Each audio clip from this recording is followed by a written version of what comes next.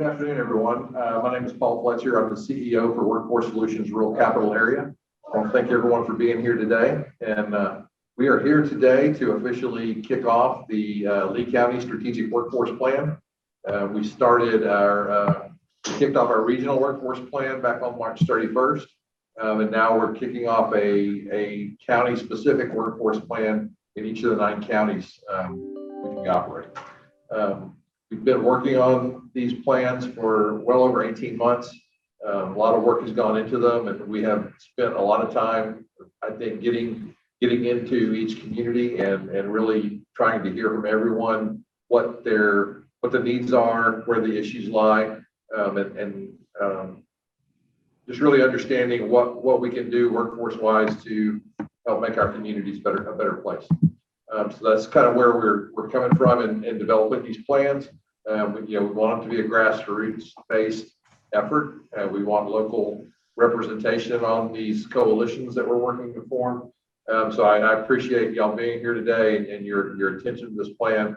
I think it's super important on what we're going to be doing over the next 3 years. And just want to thank you guys for being here today. I'd also like to both thank and then introduce our Workforce Board Chair, Frank Leonardis. Frank is a manufacturer in the San Marcos area. So Frank, would you like to say a few words? Sure, thanks, Paul. And yes, thank you all for participating in the development of this plan. I know it was a challenge working mostly virtually over the past year since these first kickoff meetings took place pre-COVID when we started this plan. The board has been very enthusiastic and interested in getting these things underway. We certainly support this and appreciate everything that you've done there in your community to partner with us in getting these plans together, and the board staff for leading the way on this. So thank you all for your participation. We look forward to continuing that in the future as we roll these plans out and begin working with the community in the coalition. So thank you. Thank you, Frank. So we go to the next slide.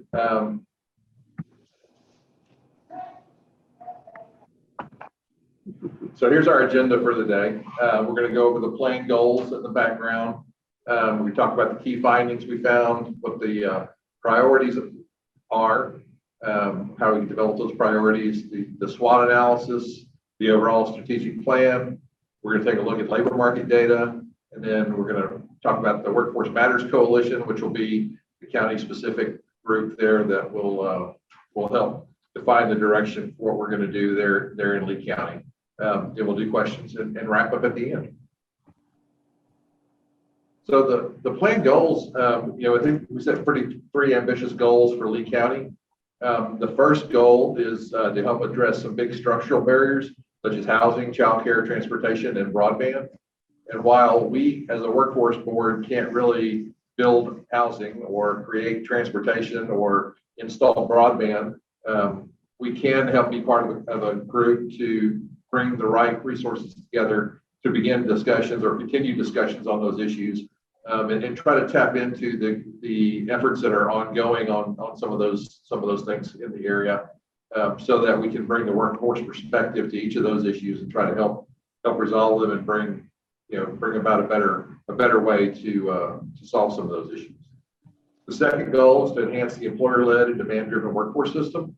So to do that, we want to talk to employers, work with employers, better understand what their needs are, what skills they need their workforce to have, and then work with our education partners to work on our third goal, which is to create stronger pathways to self-sufficient employment and career advancement. So we really want to see what the needs are of the employers. We want to kind of analyze the resources available in the area, the skills of the job seekers, and then determine where we have gaps in those skills, work to create resolutions to resolve those gaps. So some background on the plan. So the plan was informed with input from a community stakeholder survey that we did back last summer. And the county workshop that we held in July was a very regional specific focus to talk about what's happening in Lee County and what we what we need to do there, what should be included in our strategic plan as we move forward and roll out this plan. And with that, I'm going to introduce Diane Tackett, who is our Chief Operations Officer, and Diane will talk some more about the plan. Sure. Thank you, Paul. Good afternoon, everybody. I'm Diane Tackett. I'm the Chief Operations Officer here with Workforce Solutions, Rural Capital Area.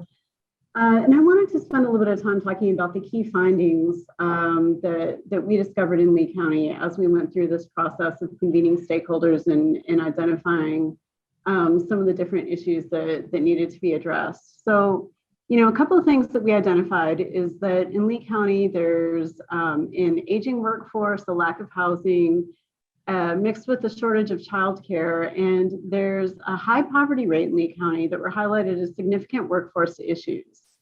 Other findings that we saw is that there's some positive things that are happening, such as successful workforce programs with summer internships, career fairs, and scholarships that have strengthened the county's talent pipeline and demonstrated the community's willingness to support workforce development. So those are things that we want to continue to expand on and scale those programs to provide an opportunity to further strengthen the talent pool. Additionally, a key finding was that we needed to work to create some additional economic opportunity through the support of small businesses, through being able to expand the ability for workers to work remotely, and to continue to focus on the infrastructure development, such as broadband, would also be important to ensuring that the success for Lee County. As we worked through these findings, we identified that there were some priorities that we thought the Workforce Matters Coalition should work on. And those include things like housing, transportation, childcare, and access to broadband. We also want to strengthen and align partnerships with the Chambers of Commerce and Economic Development organizations to engage the employers more meaningfully in the workforce system so that we can improve the overall understanding of the labor market that is occurring in the area, and we can identify where the gaps are and kind of work to fill those gaps.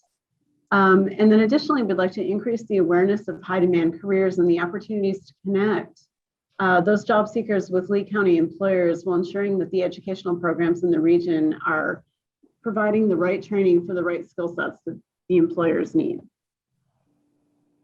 As we went through this kind of analysis, we identified that there were different strengths, weaknesses, opportunities, and threats. And a couple of things I wanted to point out in terms of the strengths is we did see in Lee County that there was a very swift recovery of the unemployment rate during the COVID-19 pandemic, which really meant although there were a group of people that did become unemployed, they were able to regain employment rather quickly. And we also see that there is relatively high labor force participation for Lee County within the RCA region. And then the median hourly wage in Lee County is a little bit higher than average. And there's a lot of successful summer internships and other programs that are supporting the transition from high school into employment. Some of the areas that we identified as weaknesses relate to some of the things that I discussed earlier, such as the high poverty rate.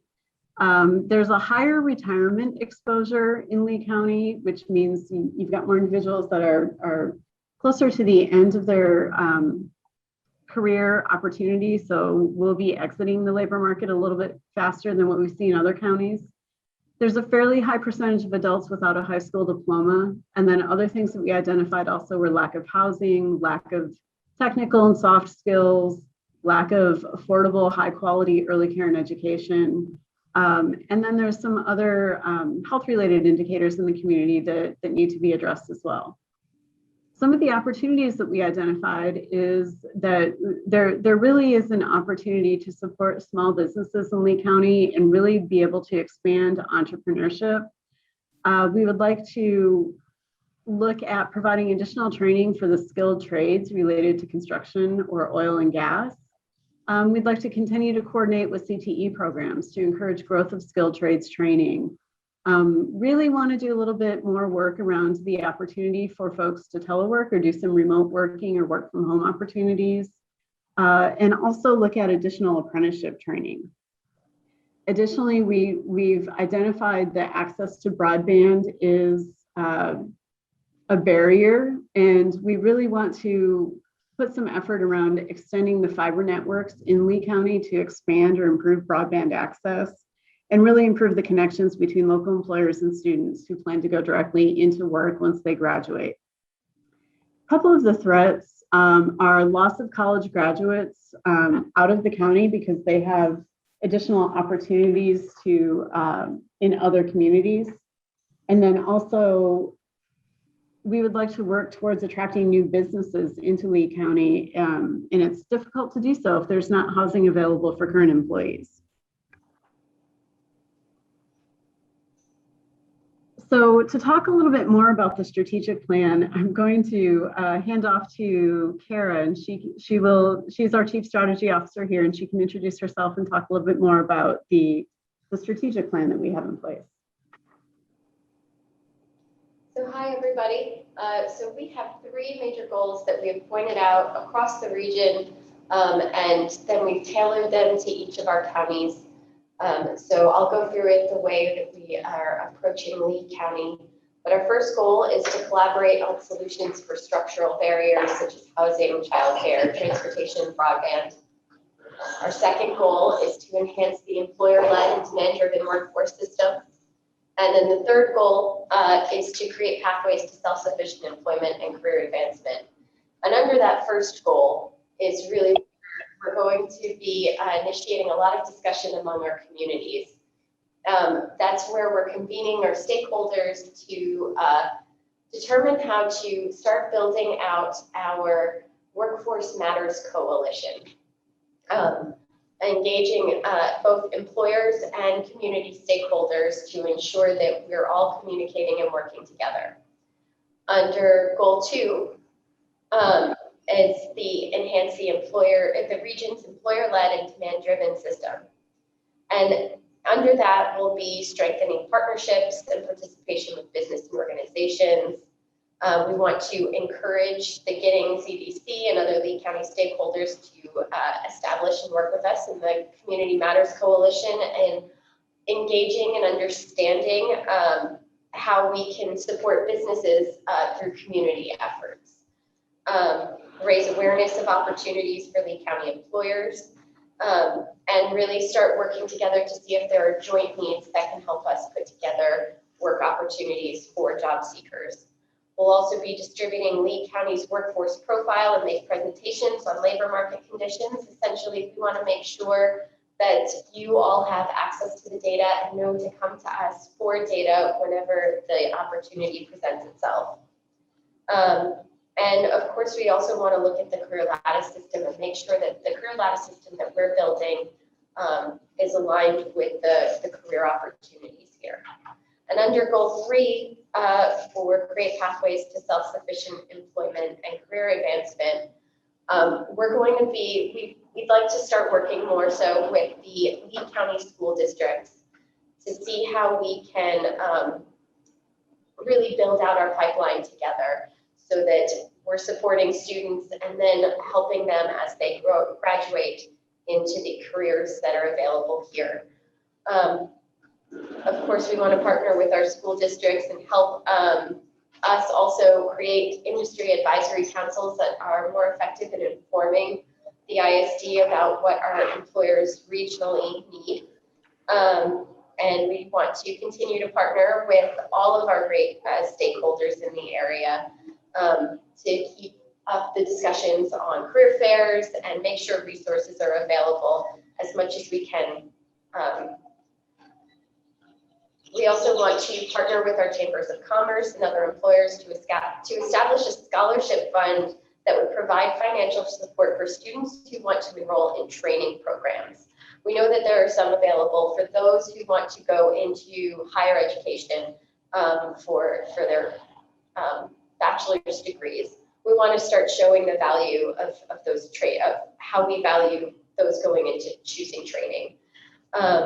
And of course, we want to continue to partner with our stakeholders to help figure out how we can fund critical training needs for Lee County employers and especially our small businesses that make up so much of this community.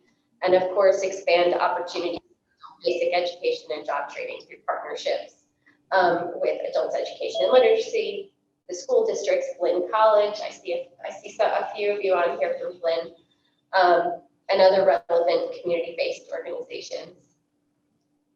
And with that, I will pass it off to Diane, who has access to the data and can talk about how we came to this.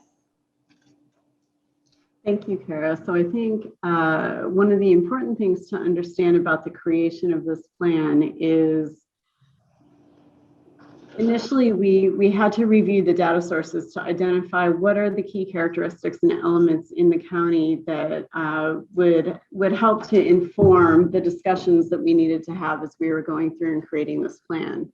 So there's a couple of different areas that I'm going to just highlight really quickly, and if we need to go into more detail, I'm happy to come back and revisit them and go into more detail or provide some detail after this webinar has completed. So the first thing to understand is the civilian labor force in Lee County, and this is the total number of individuals who are currently employed in the county or available for employment. So as you can see, Lee County has a civilian labor force of just over 10,000 individuals. The next thing we looked at was the change in the civilian labor force from February to August 2020. And Lee County had a drop in the civilian labor force during those months. There could be a number of reasons that this was reflected, but it's important to note that there was a change in the labor force. Related to that is the labor market characteristics and trends is the number of unemployed individuals in the county. And so at the time that the report was created, this was the most recent data through August of 2020. And it shows that there were just over 400 unemployed but available for work individuals in the county. In regards to the unemployment rate, Lee County was kind of on par with the majority of the counties in our 9-county area, had a slightly smaller unemployment rate than some of our larger counties at about 4.1%. You can see in comparison, the Austin MSA unemployment rate was 5.5%.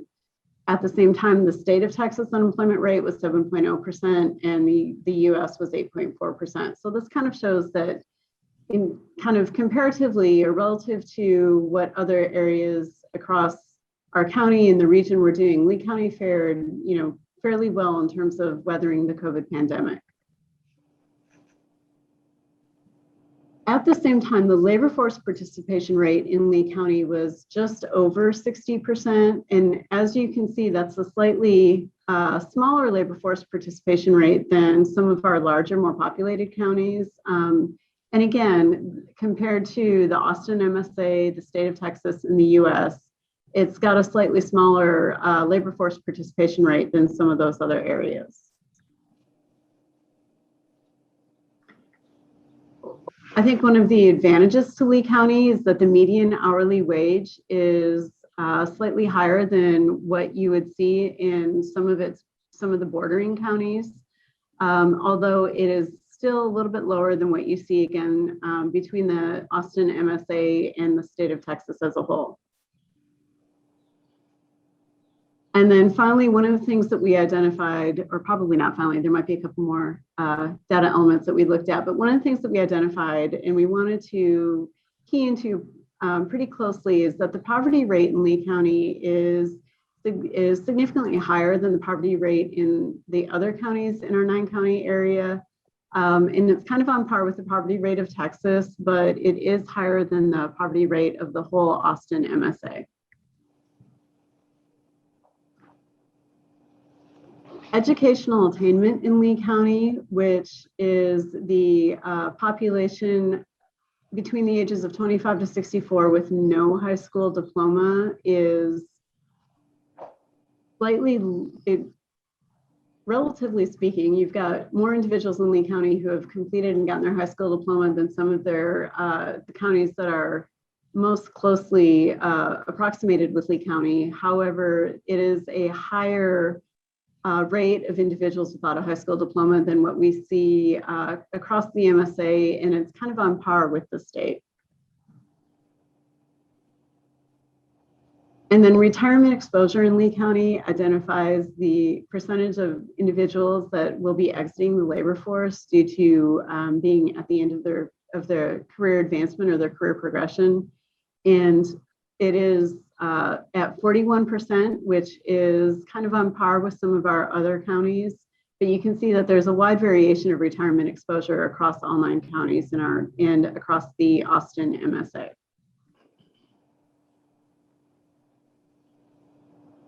And the percentage of remote workers in Lee County, we have seen is again higher than their neighboring counties, although it is and slightly higher than the state of Texas as a whole. Although it's not as high as some of the more western counties, but again, that's an area that has helped to inform the data and the information that has gone into the strategic plan. All right. And so, Kara, do you want to talk about the creation of the Workforce Matters Coalition? Absolutely. So one of the biggest, or one of our first, the first key goal has been to figure out how we can collaborate more strategically within Lee County. And as part of that effort, what we think is the strongest way to go about this is to build out a Workforce Matters Coalition. And with this Workforce Matters Coalition, we're hoping to bring together our elected officials, our key business partners, our education partners, and really start having discussions about, one, the SWOT that we put up just now, and comparing that to the SWOT that you all kind of have being local. In your heads, what you know could be low-hanging fruit and priorities for the region that would make the most difference to our businesses and communities, and figuring out how we can leverage resources and work together to solve a lot of these issues. And I know I've started tapping a few people, especially Denise, to help kind of guide us through what some of these next steps are. But we're really open to any questions, and we know that part of this will be on May 4th when we really start to go more into detail with that. But does anyone want to ask any questions about it? Because it's hard to define without,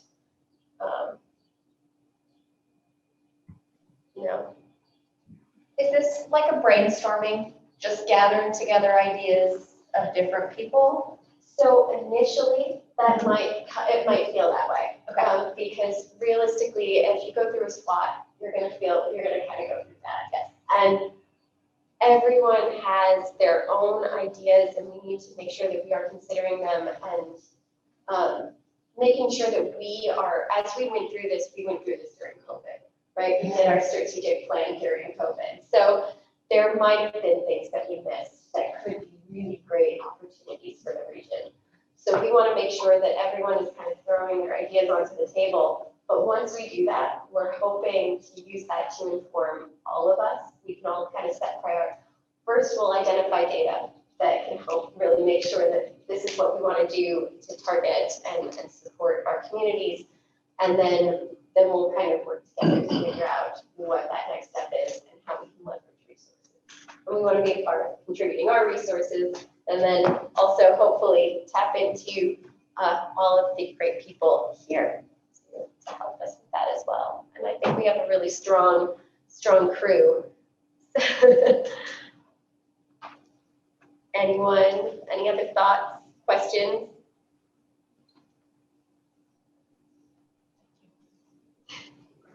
So Kara, while we're waiting on questions, if we have any, do we want to remind everybody of the date and time for that first coalition meeting next week? Sure. So May 4th will be here at 2 p.m. And there will be a hybrid component, so you can participate online as well, because we understand that times call for both. But we are open to, we're hoping to have a good conversation.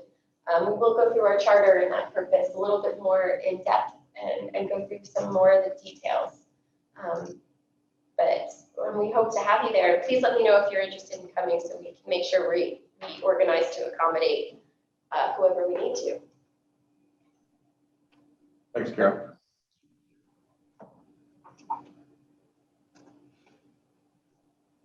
I like that. Guys, turn on your cameras.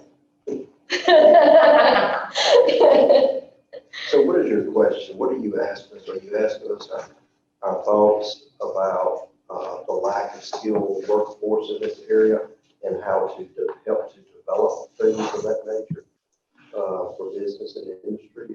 Is that? That's definitely a big piece of it. Okay. I think we kind of, as we brought up that SWOT, we talked not just about that, but also about community support items that might also help us as well. Community infrastructure like workforce housing and transportation as being issues that might mitigate someone from being able to or mitigate a business from finding that population that would best work for them. But we'll discuss that. We'll discuss both really, because we can bring the training in. If the main need is training, we can work with, I see Carla on there. I don't know.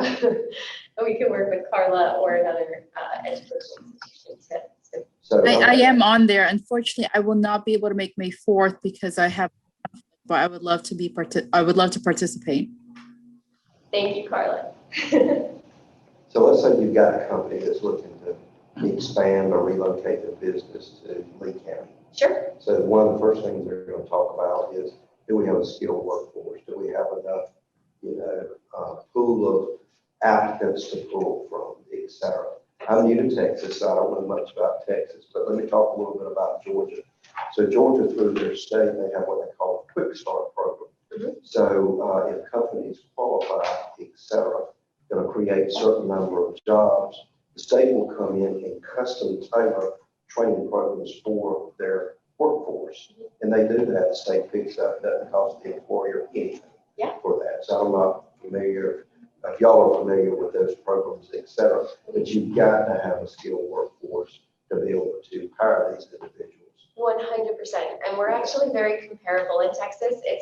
We don't have, going through the Texas Workforce Commission, we can actually find and create those grants as well to make sure that I don't like calling it free training because there's always time and commitment from the new employer that obviously affects the bottom line.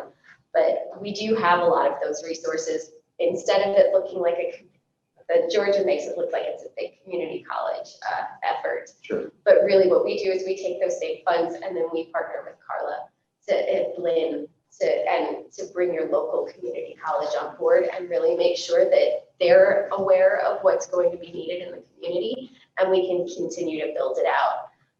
That's essentially how TWC has helped us to be able to respond a little bit more directly to those needs. And we hope that as a company comes in, you'd also tap into us to use all of our data to understand the demographics and such as that company is coming in so we can talk to them about what population is here and ready to work for them. There you go. I have a question about the data. I found it interesting that Lee County had a higher hourly rate as well as a higher poverty rate. Were we able to kind of find in the data what would have caused both to be high? I would think if our average hourly rate was higher, that the poverty rate might be lower. I can answer part of that. In Lee County, you have a lot of oil field related jobs. Oh, okay. So it skewed the salaries, I guess. Yeah. So if you're a trucker and you have a CDL and you can work 60 to 80 hours a week, you may bring home $100,000. And so that skews the numbers. And so what you're looking at is data. I don't know what y'all call it. It's a wave, or we call it a screw up because it screws our county on the sense that when you have maybe 15% of your population who earns that higher salary, but you have a 14% poverty rate, they're making less than whatever the number is, $14,000 a year. But this $100,000 a year job over here makes this wrong. And that's the only way I can explain it. Okay, that makes sense. That makes a lot of sense. It's strong. Living higher, did we ever take a look at the cost of living in this county versus the surrounding counties to see if that also played a factor? The cost of living here is high. And the reason is that rents are high because of the ability to pay higher rent because those higher salaries.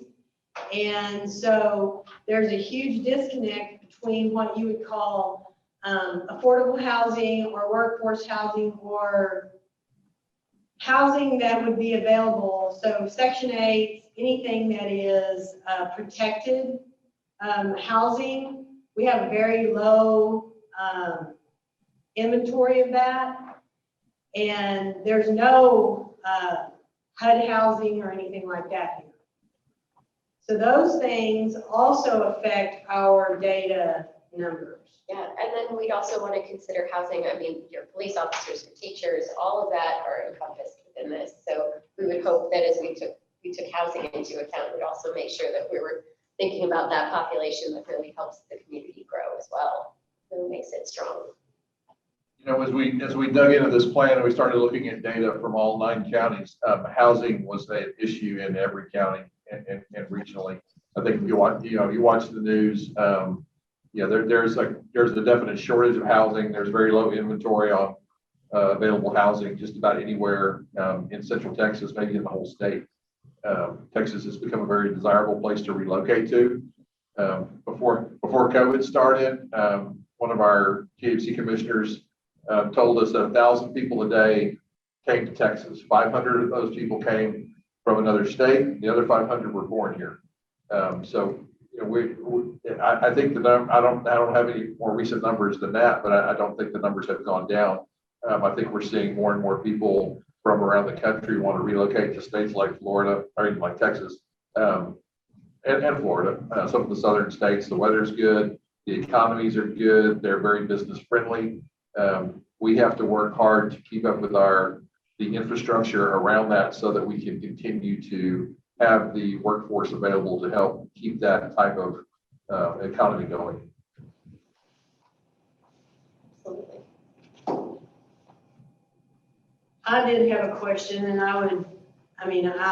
looking at all of the stuff that I get, economic data information, the most recent data from I think y'all do a magazine newsletter called The Lamplight or something of that nature. Headlight. And the most recent data for home building permits for Lee County was 2017.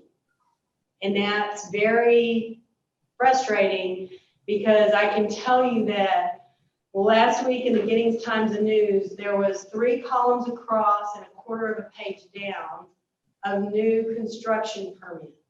So the data needs to catch up with all of the things that we are looking at, because when businesses are looking at coming to our community, if our information that we're trying to tell them is 3 to 4 years old, they're not interested in that.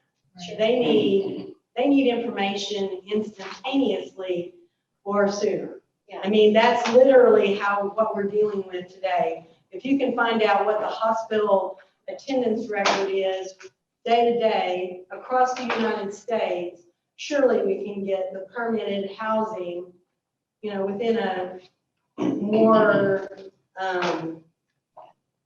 more compact time. Yeah, and so, and I'm hoping that's what the coalition will help us do, because we are focused on, we do want to be more data oriented. And realistically, Headlight is a national organization that's pulling from national sources. But it's a great resource. It is. And it has a lot of information. And I can tailor it to what I'm looking for my business. And, I go there a lot. But if the information is out of date, it doesn't do me any good. Absolutely. And so as we discuss housing and data that'll help us inform how we want to move forward, we would identify that and then work with you guys to figure out who the best person in the county would be to give us to be able to provide that information and what they're able to provide us, what is open records and that were able to work with. And I think that's really where we want to start figuring that out, because you're right. Some of our data you always want to work with the most recent data to make effective decisions. And that's going to be something we need to assess as a group. A lot's changed. Yeah. A lot has changed in the last year. Yes, COVID is definitely. Not even just COVID, but the Teslas and Yeah. Apples and Amazons and so on, the Kalahari, all those coming into our area dramatically impacted the labor Absolutely. Well, and in Giddings, Texas, I can tell you that 50 cents an hour difference on a paycheck. So if they're working 40 hours a week, they may decide to not work there anymore and go down the road. So thieving, as you would call it, someone coming into your business and stealing your employee, it happens on a daily basis. The county traded somebody for someone at the city last week, and there's this big joke about, oh, well, she went over there. Well, she went over there for a higher paid, higher level job. Yeah. It wasn't like it was an even trade or anything. So you have that a lot. And as businesses, and this is something I've noticed, businesses are paying more to keep their employees longer and to keep them happier so they don't jump ship after you've spent all the time and money to train them. Yeah. So that's one of the reasons I would think that salaries are higher here, is because they have to compete with the guy down the road who's going to take their employee. And they're adaptable enough to do that, which is fantastic, because in a lot of our communities where you see some where you have to check back up with your higher office before you're able to even raise that rate. That because of layers of bureaucracy, it might not even be an option. So the fact that you're community oriented enough to do that, having those conversations, that's amazing, and that's really a strength. That's another strength towards getting and lead. I had a question about one of the statistics. Can you explain to me what labor force participation rate is? Sure. Diane, do you have the exact definition, or I could talk about it generally? If you want to talk about it generally, I'll work to find the exact definition for you. Sure, because it's mostly about an age range. It's like 18 to I want to say it's 55, and what it is it's just the most. You're probably of working age, and it might even be a little bit older. It might be like 24, but it's that general age range where you're more likely to be working. Okay, so when the statistic said the labor force participation rate, it's talking about the percentage of humans that live in Lee County that are in that group. Is that what I'm hearing? And working, I believe. Oh, and working. Or Yes. capable of So it's the sum of all workers who are employed or actively seeking employment divided by the total working age population in the county. Okay. Okay, thank you. You're welcome. And to add on to that, one of the things that we're seeing a trend, our seniors or our people who are able to join the Social Security sector rather than the employment sector is increasing. The most recent number was 32%, and that's people over the age of 55. However, a lot of people are, they get a Social Security check and they work. Yes. So you have those numbers that blend together with the numbers of people who are in the workforce. So that's another thing that gets skewed in the data.